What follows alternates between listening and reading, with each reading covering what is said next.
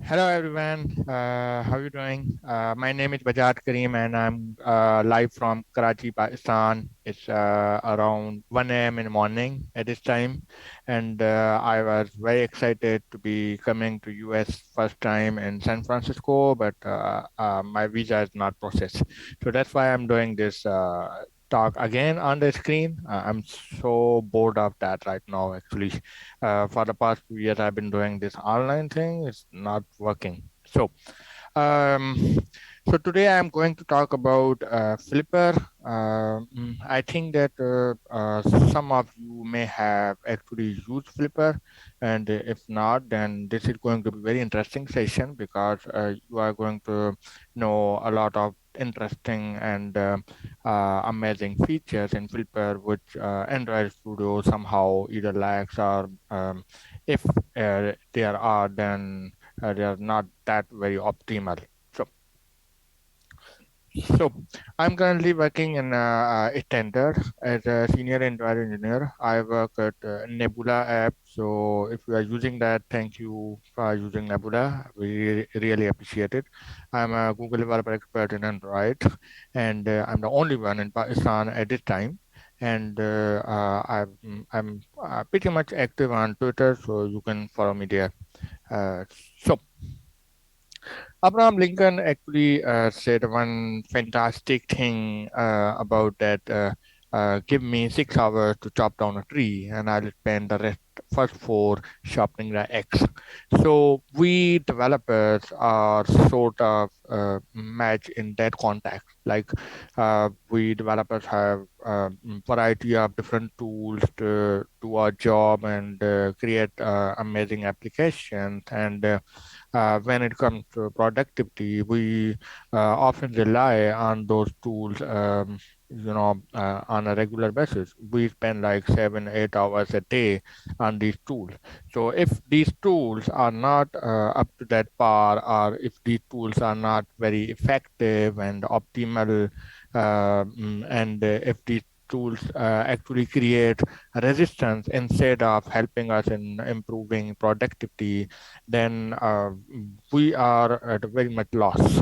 So this talk is not about Android development or any kind of development at all. Rather, this is about tools and specifically one tool which I'm going to highlight in this talk.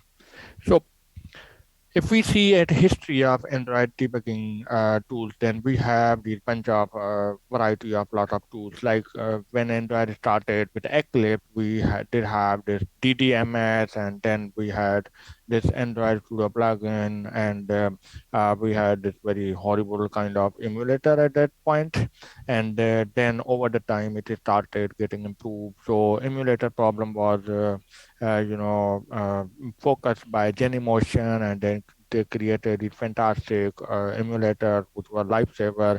And then Android Studio came, and Android Studio was light years ahead of what Eclipse was doing, and it just helped us in centralizing everything in one single IDE instead of adding plugins and creating integrating parts like you have to do this plugin, you have to do the simulator and all those things. So it was very good. And Android Studio have kept improving over the years. And then from the debugging perspective, we see these a lot of interesting third-party tools. One of my favorite was Estato. It was created by Facebook, and it allowed Android developers to have their own sort of Chrome developer tools. If you are a web developer, you must know about Chrome developer tools. So it came a lot of handy at that point. And then there were some third-party library, like there was Chuck for network inspection, and leak canary for crashes and memory leaks, and there was this database explorer and all these tools. So um, while doing the Android development or any kind of development, tooling has also been a very important part and have been improving and getting attention in parallel, not only for the APIs, but also for the developer tools to because creators understand that tooling is as much important as APIs, and this is very critical for performance and developer productivity. So, like I said, I'm going to focus on three tools. First is the Android Studio. Obviously, we are attending DroidCon, so I'm just assuming that everyone is here, Android developer, and spends like 6 to 7 hours a day on staring at Android Studio and thinking that what is Gradle doing in background, taking so much time. So, yeah. So Google have done a very fantastic work in previous years, and adding more and more features and adding more and more uh, developer tools like app inspection, layout inspection, and accessibility features, and you know, profilers for the memory leaks and networking. So these have been very fantastic tools and do a lot of help for us in development. Stato was a Chrome-based web developer tool created by Facebook, probably for their own React Native applications, and then they expanded the support to Android native apps as well, and it was performing very good. But there was only one limitation that Stato was not extensible in a sense that developers cannot create their own custom integration for Stato, and also as Google Chrome was getting more and more updates, Stato needed to support that version as well.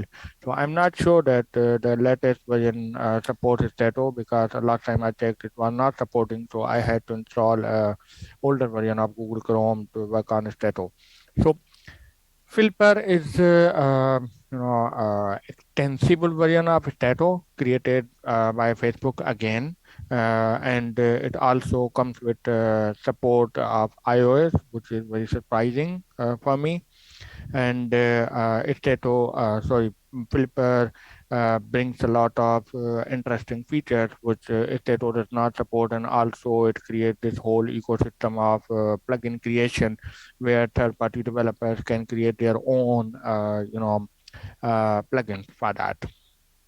So I'm going to now solely focus on Flipper and a bit about Android Studio along the way. So as I said, that Flipper is extensible debugger for mobile apps for Android, iOS, and React Native. Probably we will see support of future at some point in Flutter, and it allows you to visualize, inspect, and control your apps directly from a single ID. So it does not come bundled with um, Chrome. It's an standalone application for Mac, Windows, and Linux. So under the hood, Flipper have two parts. First is the desktop application, which you can run on any OS, and then we have Flipper SDK, which is available for Android, iOS, and React Native. So you can integrate that into your application, and then your application will be talking to the desktop application through sockets and sharing everything which you want to debug on your application in the desktop apps. So this is a broader perspective of how Flipper is working. So So I'm going to focus on some features. So Android Studio came with layout inspector a while ago, and it's very good. It's been performing very good. But the only thing is that I have to connect application every time, and sometimes I saw problems where it was either very slow or didn't detect application, and those have been solved now, and it's a good stable tool at this point. But the only thing I really dislike about this is that it asks me to connect every time. So Flipper, on the other hand, actually is very smooth and fast. You have this Flipper application installed and it's set up and it's working anytime. So all you have to do is just run the application and voila, you are in. So there is no connecting, there is nothing like that, and you can start, you can end anywhere. And Android Studio Flipper did not allow you to change the UI, but you can also change the text, the colors, and the visibilities and those sort of things to see that how actually UI looks like. Now, this will not update your XML files actually, but they will actually help you in polishing your UI, and then later, once you are comfortable with that, then later you make those changes manually. It does not support Jetpack Compose yet, but I think that it will come soon. So other thing is network. So honestly, when Android Studio launched Network Inspector, I was very excited about it. I was literally so much excited because this was the thing which I so much needed in my daily workflow. And Stato was becoming very horrible, and I didn't come to Flipper at that point, so I had to rely on Stato.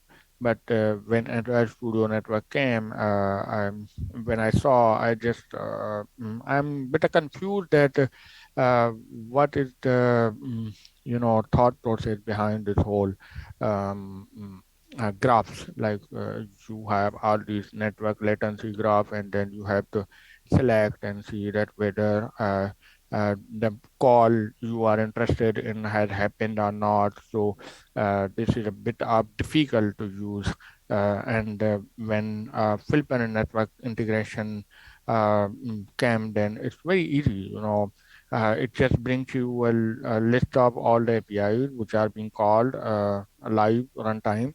So whenever a new API is called, just pops up in the list, and you can select any, and you can choose. And not only depending on your application running as a network inspector and Android Studio does, that you have to again connect your application and see. It's actually persistent. Like if your application is closed, or even if your emulator is closed, you can still see all those calls and save that session completely. So it's very good. Share preferences in Android Studio. Share preferences like finding needle in haystack. So you have to, find the exact XML file which saves your, share preferences, and then you can look at it, and you cannot edit it at all. You know. So editing and updating preferences directly from Android Studio is not possible. And then here comes the actually share preferences editor. Again, you have one UI, and you have everything there, and it's very easy to use. It's already set up and your application running. And then again, it's persistent, like it's not depending on application session. You can just start anytime and anytime, and you can update it very easily. It shows you the all history of how you actually updated the value, and you can go back to it anytime. So it's very handy. And then database. So I like the database. Android Studio database inspector is very good, very fantastic. It does the job. It monitors the updates and live updates, and it brings everything, queries and everything. Also, it comes with IDE support, like you can directly go to the code from the database inspector. So that's a very interesting feature. And Flipper database is almost similar, and it also does the same job. It allows you to edit content and update it. It allows you to run queries and see structure, and help in testing the cases of migration.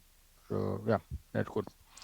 So Lockheed, in the latest electric eel canary variant, Lockheed have improved a lot, literally. So initially we used to see this whole bunch of very fast locks, which were not which were very hard to understand and see, and then sometimes it just clears log automatically, and everything is like just gone, you know because your application got closed or something. So it was very hard to see that what is happening. And now in the electric eel, Lockheed has improved and brought a lot of features and filters and search and those sort of things. So it's very good. So Flipper log is again,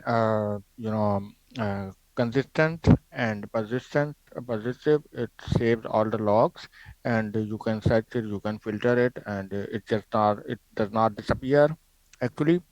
And you can parse the logs as well. So if you are not interested in the future sessions, you are only interested in whatever logs are printed at this time, and you want to see those, then you can actually parse those, and there will be no more logs printed from the application side. So that's a handy feature. And then we have Crash Reporter. So Crash Reporter is something like SAM. Android Studio prints all the crashes and logs, which sometimes get disappeared. But Flipper Crash Reporter actually shows you crashes, and it actually retains you. So also it helps you with other tools like Firebase and those too.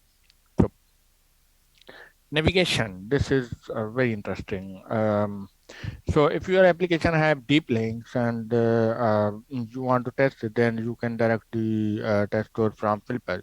Filper will show you all the deep links your application support, and you can add those at any time. You can even add your own deep links as well. So whenever you click on this, it will actually simulate that deep link inside your running application, and whatever action you are performing there, it will happen. So that's very good. And then images. Images are like whatever images your application is downloading from server, and whatever are on the memory, and whatever are on the persistent database, or in the actual data storage. Uh, you will see all those images here live at runtime. You will be running your application, and as there is any image downloaded, then that will show up here. This only support Fresco. This does not support Coil or Glide. Uh, so yeah, this is only working for Fresco. Leak Canary. Who does not love Leak Canary? You know, this is probably the only thing which we like in crashes or in errors context. So Leak Canary usually is in Android application. Sometimes it becomes a bit hard to see. So Filper brings you all that interface on Filper application. You can see all the leaks and everything from beginning with garbage collector to ending at leak class, the whole hierarchy inside the Filper tab. So you can see the details and everything. Just like whatever is leak canary doing in the application, you will see it in Filper. So after that, we have plugins. So plugins is basically we have these bunch of plugins like Leak Canary plugin, and then ADB Idea plugin. So these sort of plugins you can see in a marketplace. There is a whole this marketplace where you can search it and install it, and use for your own purpose. And then you can also create your own custom plugin. So for example, images are not supported by Glide or Coil, and you can create your own custom plugin for Coil, or you can create your own custom plugin for data store and instead of shared preferences and databases. So this is what actually drives this whole Filper ecosystem, and everybody is contributing, and the third party developers are bringing a lot more inside that. So this is very interesting in that sense. So finally, I'm going to talk about how Filper can actually help you as a team member. You know, the most of this talk I was discussing about how Filper can improve your productivity as a developer, but Filper can also help you with your team. So oftentimes QAs want to check that what is happening with backend side, or what is happening with network calls. And I have seen a lot of companies prefer Charles Proxy or those sort of tools. So I see that Flipper is very easy to install and easy to configure for developers and QAs. So QAs do not have to install any kind of, Android Studio or IDE or those sort of things. They just have to install Flipper, and they just have to install ADB bridge tool to directly connect their device through USB to their laptops. And then Flipper will automatically detect those devices and will show the application which have Flipper integration. And then they can see everything from network to database and all those features we discussed. So this is also very good for designers and backend folks who may not have a complete Android development setup on their laptop, because it's not their job, it's not their role for that. Other thing is that Filper currently supports Android, iOS, and React Native. I suspect that Flutter may be coming at some point as well in Filper ecosystem. And so even iOS folks can use Filper, and this will also come a lot of handy to Android developers as well, and to see that uh, what is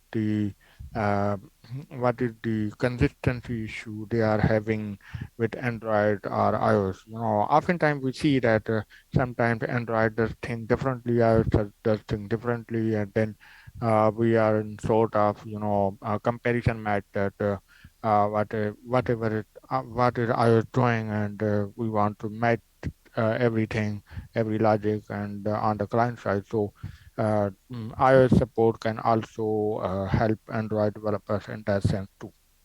Finally, the most interesting and the most favorite feature which I liked about Flipper is that sharing. So basically, you can actually export your whole session and send it via email or Slack or whatever medium you want to do with your product manager, with your designer, with anyone. And they just need to import that file inside their Filter app, and they can see everything from databases to logs to crashes, and it's like that they are reliving that session of moment which you witnessed again on your own PC. And if you are a remote team, then in some other country and location. So this is very, very powerful. At least uh, we are using Filter here a lot, and at standard and before standard. I personally was using Flipper a lot in my previous two companies. So Flipper has been very helpful throughout the years for me as a developer. So I would highly recommend you to give it a try and see how it does work. Flipper integration is very easy, and it also comes with the release no op support as well. to cut out the code, to cut out the filter code from your release builds. So there will not be anything related to filter inside the release build at all. So yeah, so that's it, I guess. So you can read everything from fbflipper.com website. It have everything, Flipper app downloads and instructions and documentation and setup and everything.